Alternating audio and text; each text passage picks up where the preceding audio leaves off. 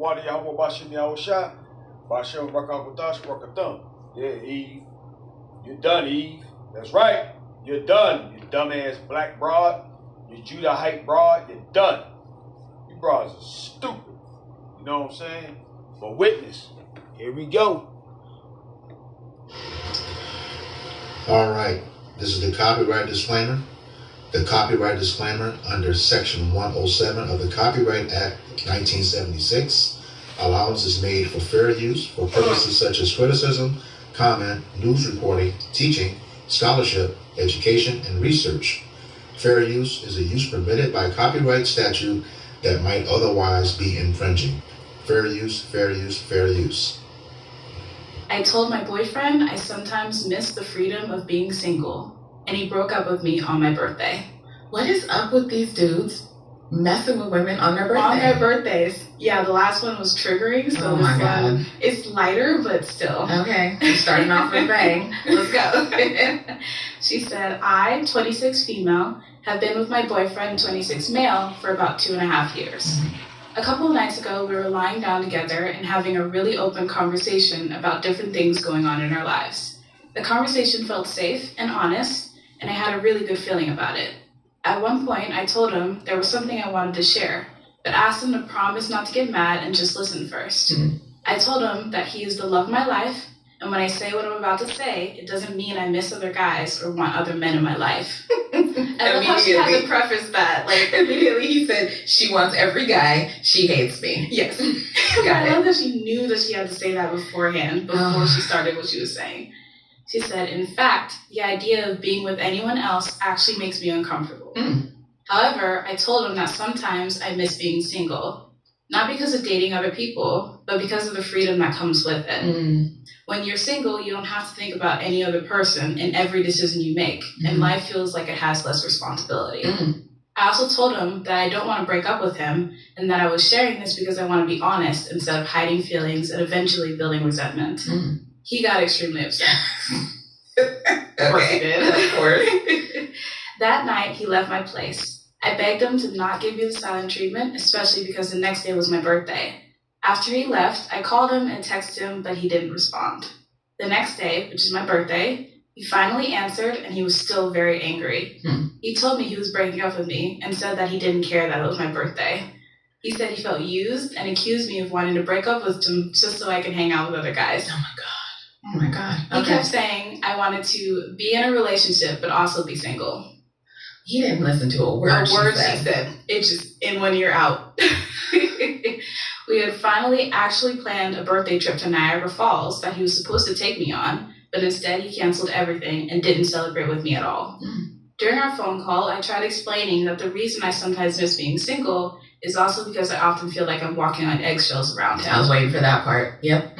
He can be very strict, and when he gets angry, he sometimes gives silent treatment or holds things over me for a long time. I tried apologizing and explaining that I was sharing my feelings because I wanted to fix things. But he kept insisting that the only reason I said that was because I want other guys.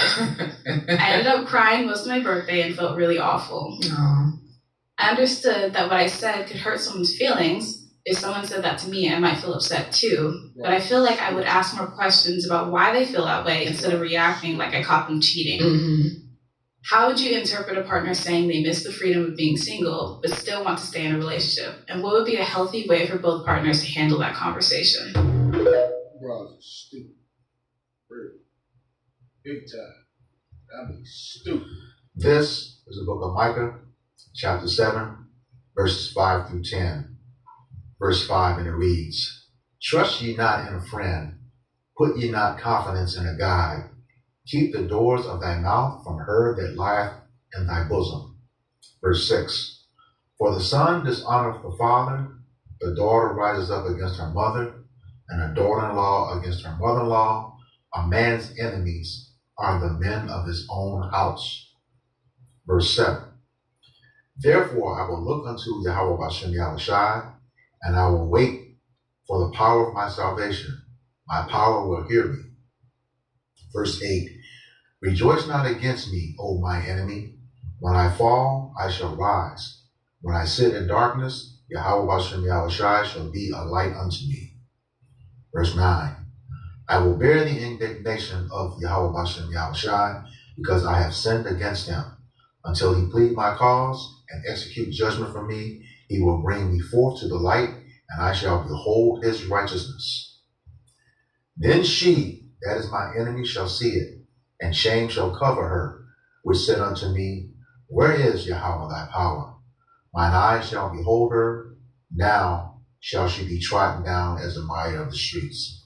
Giving all praises, glory, and honor to Yahweh, Bahashem, Yahushai, Bahashem, Bakkkwordz. Double honors to the apostles and elders of Great Millstone who grew well in teaching me this 100% truth. Salutations to them and my fellow Akim who labor in this truth week in and week out on the highways and byways. Also salutations to the hopeful elect of the scattered 12 tribes of Israel, scattered to the four corners of the earth, that be like unto the speckled bird, also known as your Israelite foreigners and your so-called Negroes, Latinos, and Native Americans. To you, I say Shalom. This is your brother Ayashal Barazal from the Indianapolis branch of the Great Millstone, coming back at you with another lesson that is edifying to the elect body of the nation of Israel. And yeah, this video, is for the elect men. I know our elders who have much time, much labor, and that's I'm really speaking to, hopefully it's for everyone, but really this is to help out, brothers that are dealing with women right now, and the scripture, has laid it all out. This passage of scriptures has laid it all out for us, while you, serving the Lord, the person that you're sleeping with, your wife, can most likely be the one giving you the most hell, That's what they're saying here. But you got to keep pressing forward, because the Lord is going to eventually move her out of the way. If she's trying to hinder his elect, his prophets, that's going to happen. That's what it said here, now shall she be trodden down as a mire of the streets. Yeah, she's going to be left out there, and once she see you being elevated, she's going to be chasing after you, like if you remember what's happening, what was his name, Rerun, at the end of the TV show, he was chasing. I'm telling my age, so I'll let y'all see it for yourself. Yeah, Rerun, chasing at the end, that's what it's going to be like, but it's going to be too late, because as in the case with those women in those two videos, man, they really they blew their cover, I don't know if the men they were dealing with were of the elect, but both, even the one that was in a relationship for like 2 years, saying the guy was good to her, but she wanted to be out there. Okay? The one that had been married for 30 years, with kids and everything. He checked every box, like she said. But she was like, I'm this is just what I want to do. Bottom line is, both of them wanted to be out there hoeing. Just thinking, God doing everything right, she was probably not, that husband she left after 30 years, probably wasn't her first go around, or her second, or her third, or her fourth, or her fifth. She couldn't pair bond. All right? They got that microterrorism going on. That's why I put those videos in there, so to explain that. Why they do these things. You waste a person's time. But that's okay. Like I said, if they're, good men, hey, the Lord's going to move you out, especially for the elect men. Again, that's what I'm really speaking to. All right? The Lord will move you out of the way, especially if that elect man or a man of the hopeful elect is doing exactly what he's supposed to be doing. All right? So, in both cases, neither one of those women had accountability. The second one, she just knows she fine, she didn't say nothing was her fault. She just grew out. No, you did something. At least the other one, the first one in that letter was honest. But hey, in either case, no accountability. This is the book of Proverbs, chapter 30 and verse 20.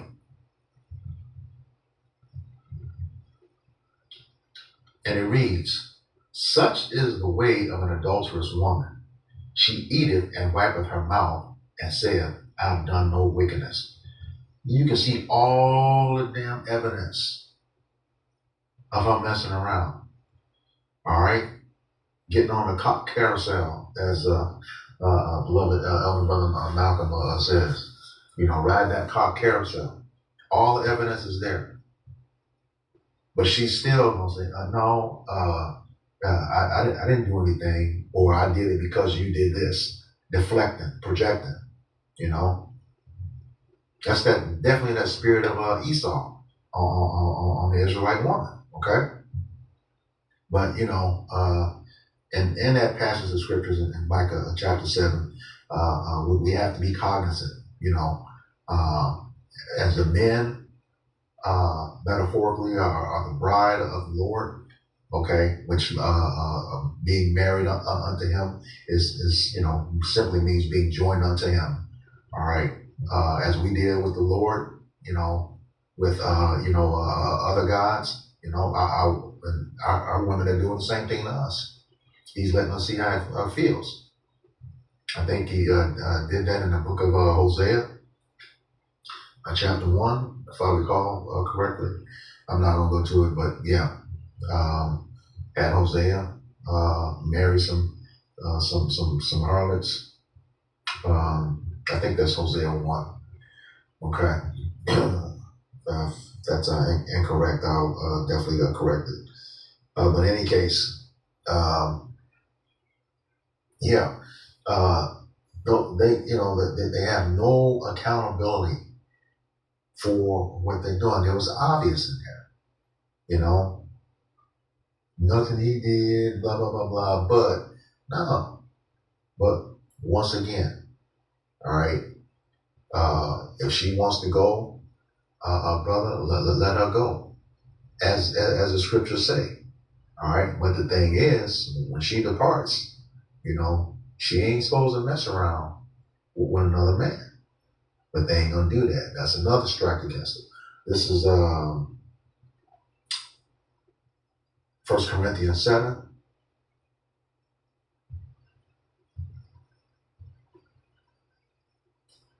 And I'll begin in verse 10. And it reads, and unto the married I command, yet not I, but the Lord. Let not the wife depart from her husband. Okay, and when it says married here, okay, you have to remember our custom. Okay, marriage is sex with the custom of the Israelites. Okay, in the colony of Massachusetts, the first marriage license was issued in 1639. Okay, that was just 20 years after the first slave ship arrived in Virginia. Okay, and then the marriages weren't recognized until 1868 with the 14th Amendment. Okay? So all that time we were over here, how did that woman become your wife? Sex. That's the custom. Once a man enters a woman, that becomes his wife. All right? Provided that she did not have a husband before him, unless that husband was dead. That's in the law. All right? And back to 1 Corinthians 7. It says, but and if she depart, let her remain unmarried or be reconciled unto her husband. And let not the husband put away his wife. Again, going back into the law of marriage, Deuteronomy chapter 22. All right? Verses 13 on 30 on down. And then you have Romans chapter 7, verses 1 through 3. Okay? And, but yeah, the thing is, it said, let her remain unmarried, okay, or be reconciled to her husband. The reason why she is to remain unmarried, because if she goes off and marries someone else, she becomes an adulterer. All right? Which is punishable by death. Okay? And let her be reconciled unto her husband. All right. It says, and let not the husband put away his wife, because if he puts her away, now he makes her an adulterer. All right. But she left him. And in most cases, I was just looking at those statistics, women file for divorce 69% to 31% of men. And half the time they're already messing with somebody else. When you do that, all right? It says verse 12, but to the rest speak I, not the Lord. If any brother hath a wife that believeth not, and she be pleased to dwell with him, let him not put her away. Because eventually, she's going to see what's happening and going to cling on to you. She'll eventually come around with the husband, because you see it now. We need men to lead. We need men to lead. All right? And it's a lot of the women that were once wicked are going to figure that out. And then a lot of you sisters talking about you want a man of God. Hey, that's a lot of times that's a red flag. First of all, you probably don't even know his name. All right. Second, you pick and choose what you want to believe from the scriptures, such as a man being able to have more than one wife. All right. But you can't have more than one husband. That's the way that works. All right. So yeah, but the time is gonna come. If she, if she wants to go, let her go, because it's only gonna cause you problems. Okay. You gotta deal with it. This is Proverbs.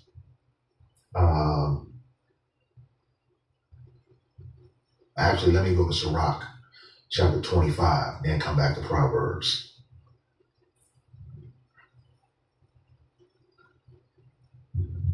Ecclesiastes or Sirach, chapter 25, and verse 26. And it reads, if she go not as thou wouldest have her, cut her off from thy flesh, and give her a bill of divorce, and let her go. All right? She ain't trying to work with you, causing you problems. Let her go. Because it's only going to drain you. All right? And discourage you from the work of Yahweh Shai, as long as she's in there. Because she's going to be contentious. Was that Proverbs? The man would rather be on the rooftop than in the house with a contentious woman. All right? Roughly paraphrasing. You got to let her go so you can do the work. The scriptures tell us to work out your own salvation with fear and trembling. You don't need nobody else to do that. Plus, you're doing this work. That's the last thing you want to be distracted with right now. You got all these other distractions out here. Don't let the distraction come from within your own household. All right? Because as we can see with those two examples and many, many other ones, that, a good man, that's not something she wants. I see it all the time. I got to have chemistry. What about substance? What about substance? But those things are out of the window. When you then had too many men up in you, the science, that's why the scripture said in Jeremiah 3:1. I'm supposed to come back. 3:1. It says, they say if a man put away his wife, and she go from him and become another man's wife, shall he return unto her again? The answer is no. Okay? Can't come back. All right? It says, shall not that land be greatly polluted? That's because, as you saw in the science of it, her original husband's seed is within her body, and the new man's seed is in her body. All right. It says, but thou hast played the harlot with many lovers, yet return again to me, saith Yahweh Shai. And that's where I was making the analogy that the men of the Lord, metaphorically, is the bride of in that use of that vocabulary is the bride of Yahweh Shem Shai. In other words, marriage just means we're joined unto him. All right? That's why he says, my people, when he's talking about us, and we're saying our power, our God. All right? So, yeah, those two, hey, once again, it's for the men. All right? But son, like I was saying, you got to let her go if she wants to go. This is Proverbs, but you can't take her back. You can't take her back once she is with another man. 31:3. It says, "Give not thy strength unto women, nor thy ways that which destroy kings." All right. Our strength is the Lord. Yahweh Hashem Yahweh Shai. Our ways is his laws, statutes, and commandments. All right.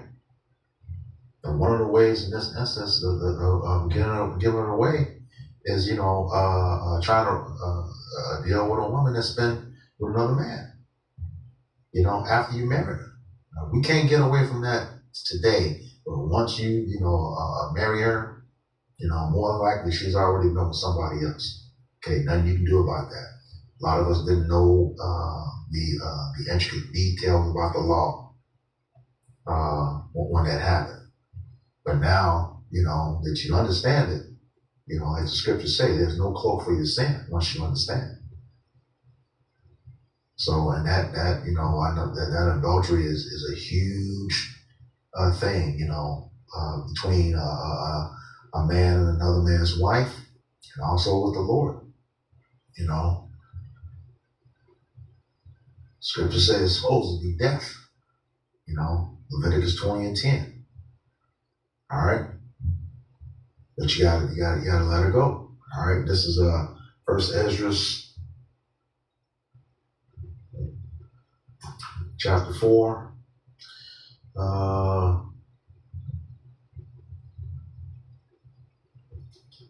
Again in verse 25. It says, "Wherefore a man loveth his wife better than father or mother. Yea, many there be that have run out of his wits for women and become servants for their sakes." Yeah, you try to please this woman and she will never be happy. Like that second woman in that video said, dude, check that's what she said specifically, said that society is supposed to check. Okay, good man, come home, provide, take care of his kids, blah, blah, blah, blah, blah. But yet she still wasn't happy. So that means the goalposts were always moving. All right, let's just call it for what it is. All right, but here again, that man, the man of the Lord, she was moved out of his way, even though it took, decades. She was moved out of his way. All right. Verse 26 again. "Yea, many there be that have run out of their wits for women and become servants for their sakes." Verse 27. "Many also have perished and erred and sinned for women." That number one sin is taking her back, after she departed.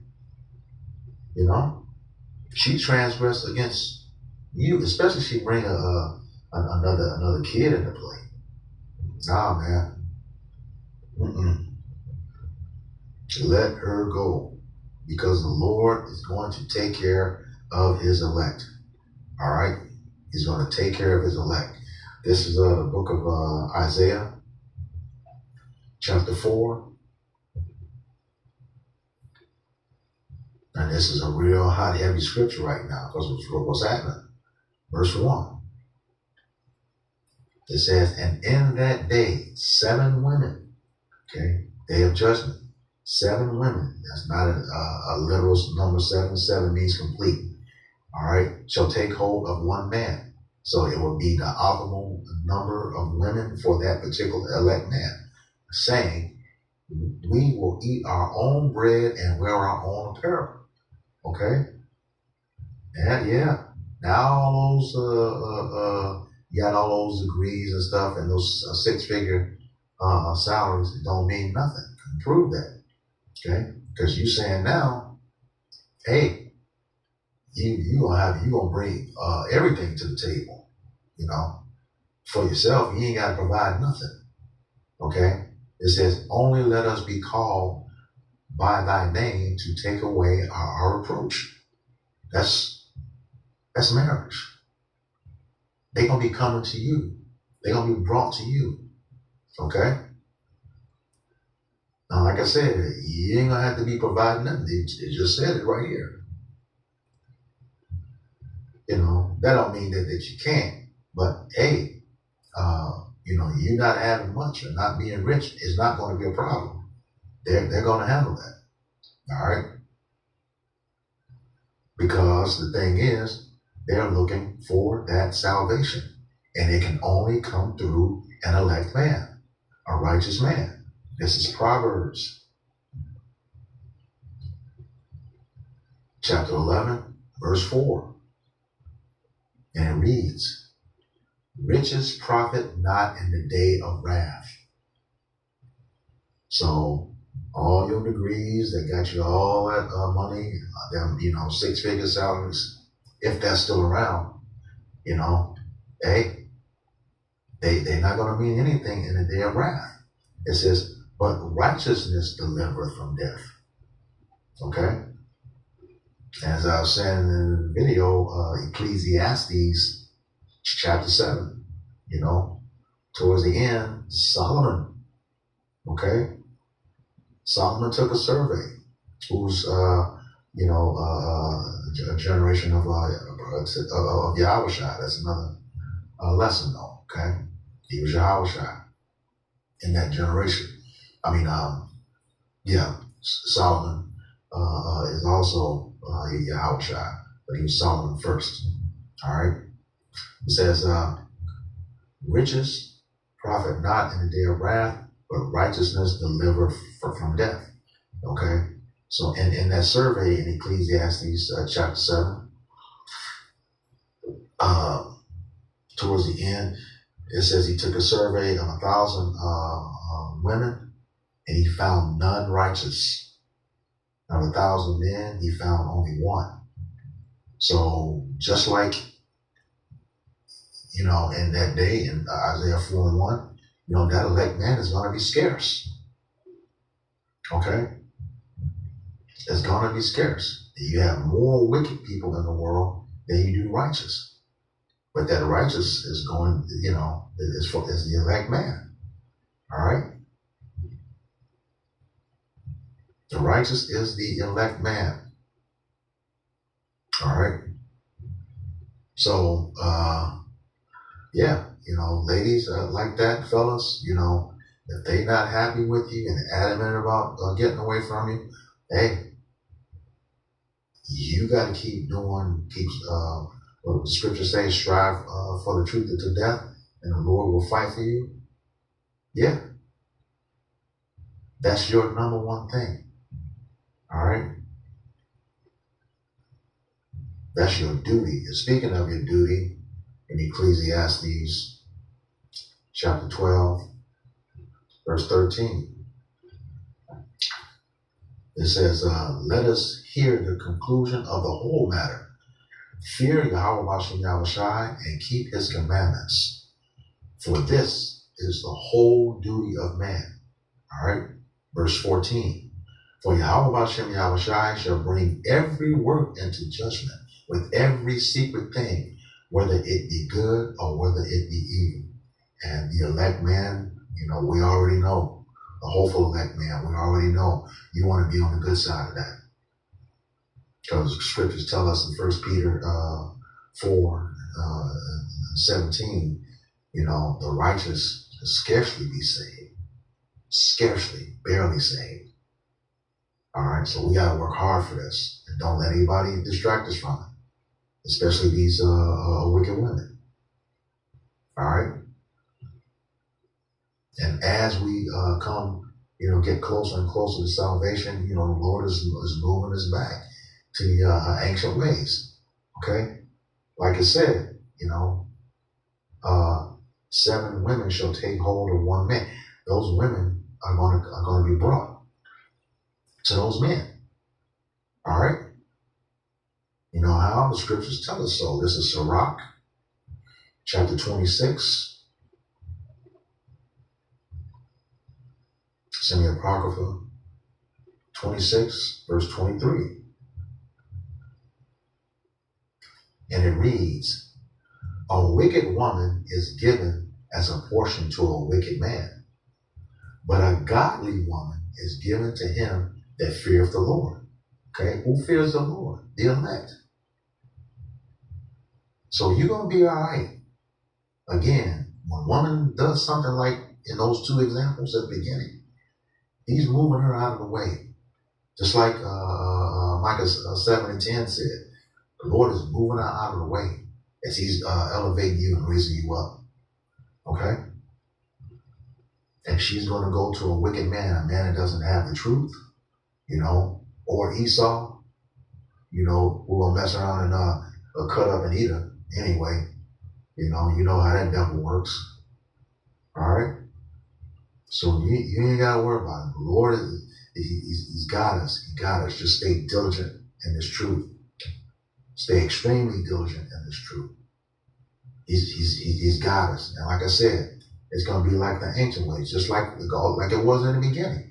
This is Genesis chapter 2. Oh, before I leave here, I'm going to put an emphasis on that. It said, but a godly woman is given to him. He ain't got to go look for her. Okay? As it says it here, it happened in Genesis 2:22. And it reads, and the rib which Yahweh power had taken from man, he made a woman and brought her unto the man. He didn't have to go looking for her. Okay? Proverbs chapter 19, verse 14.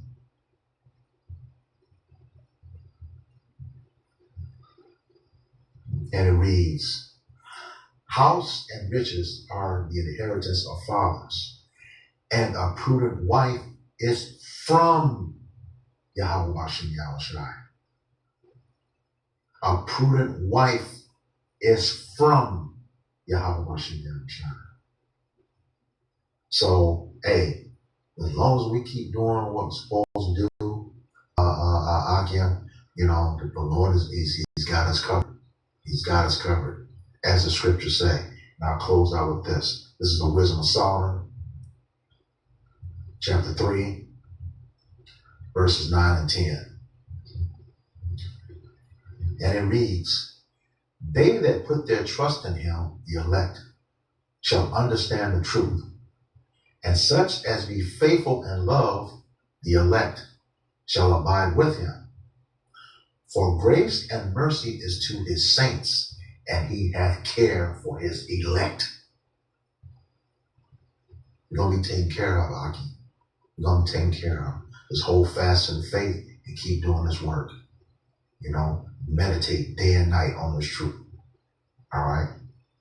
Don't let your prayers cease. Verse 10.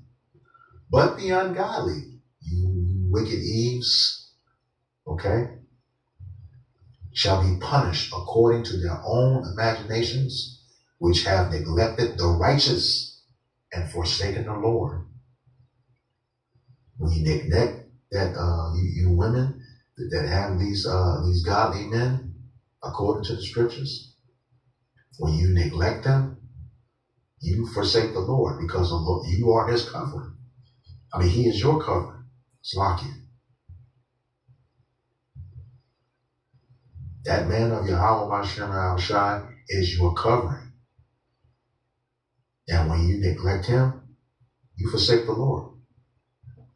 You know why? Scriptures say, if a woman learn anything, she learns from her husband who is at home. If you ain't in that home no more, your ass is doomed. All right. So with that, this lesson was edifying to the elect body of the nation of Israel. Once again, going to give all praises, glory, and honor to Yahweh, Bahashem, Yahushai, Bahashem, Bakkkwordz. Double honors to the apostles and the elders of Great Millstone who rule well in teaching me this 100% truth.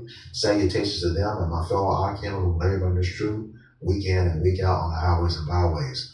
Also, salutations to the hopeful elect of the scattered 12 tribes of Israel, scattered to the four corners of the earth, that be like unto the speckled bird, also known as your Israelite foreigners and your so-called Negroes, Latinos, and Native Americans. To you, I say Shalom, Kwam Yasharallah, Abba Babal. We got next. Shalom. So I'm in a space in my life where I can say a lot of things. I can say what I want to say right now, but I can say a lot of things that a lot of women can't say out loud. I know you're thinking it, sis. I know how you feel, and I got you. Everybody ain't got to know you feel this way. But I'm going to say what y'all been thinking. One of the hardest things for a woman in a deep, long relationship or marriage can't admit is sometimes you can be with a man that checks every single box society told us matters. And still, something inside of her feels emotionally alone. I said it. He works hard. He's loyal. That's a big one. He comes home every night. He provides. Yeah, he takes care of home. I'm talking to you. And because you're with a good man, you feel guilty for feeling this way. Because what more could you want? You start talking yourself out of your feelings, saying to yourself, well, maybe this is just what marriage is. We've been together a long time. All couples that's been together a long time feel this way. You know the difference between being loved, because of course there is love there, but you know the difference between being loved and being emotionally met. And that's a painful truth to carry, especially after so many years invested.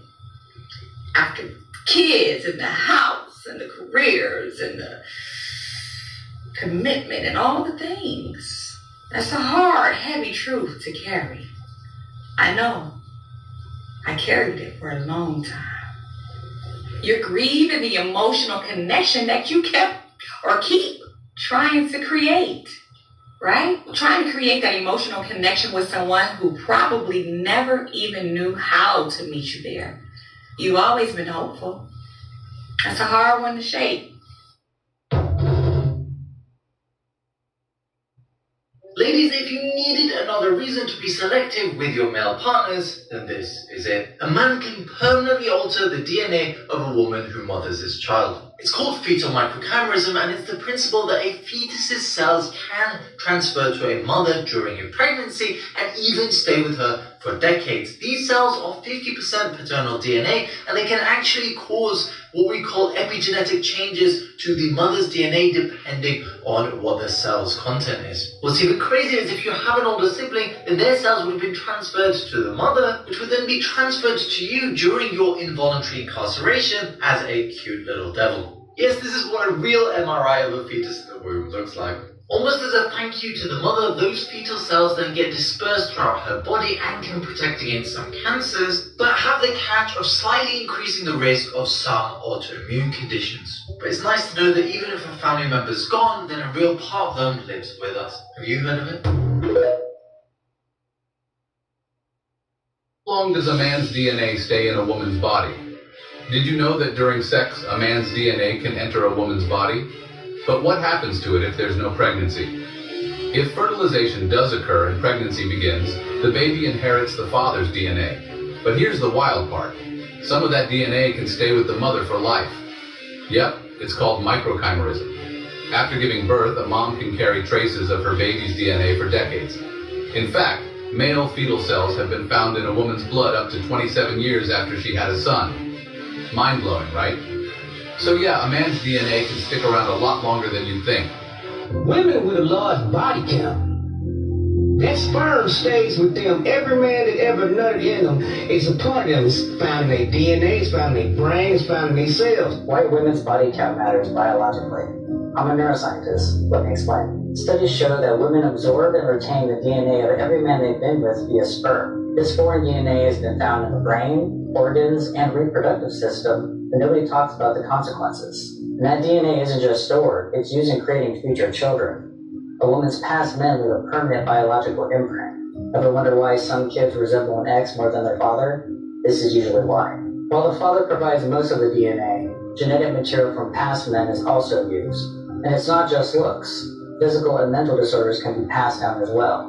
The more men a woman has been with, the higher the risk of negative mutations in her future children. So ladies, your past doesn't disappear. Every man leaves a mark on your body and your future children. And fellas, think twice before having a child with a woman who's been with too many men, because you won't be the only one shaping that child. When we talk about the inability to pair bond, people laugh at that, like, oh, well, everybody's body count is high now, so whatever. When women sleep with, like, everyone like this, and they, like, lick everyone, and they go to the bar, and they're like, hug up, boy, and they distance love and from each other, they don't make them anymore. These are women that cheat. These are women that are always looking for attention, but never really, they've lost that inner chip of how to, like, connect to a man. And they don't make you like her world. Doesn't have that tunnel vision. She doesn't have any of that. She's not bonded to you the way that she should be as a woman. Nobody wants to say it out loud, so I will. Promiscuous women struggle to pair bond with men. Here's why. Every time a woman sleeps with a new man, she releases oxytocin, the bonding hormone. But with partner after partner, the effect wears off. Like a key used too many times in the wrong lock, it just stops working. That's why women with a high body count often feel numb in relationships. They chase excitement, not connection. They confuse lust with love and stability with boredom. It's not just feelings, it's biology. Studies show a direct link between higher numbers of sexual partners and lower marital satisfaction, higher divorce rates, and reduced emotional bonding. So when a guy says he wants a woman with a low body count, it's not insecurity, it's instinct. Pair bonding isn't a moral issue, it's a neurological one, and the more she gives herself away, the less she has left to truly give. My Women's Red Flags ebook will help you figure out quickly if the girl you're seeing has had a promiscuous past or not. The link is in my bio.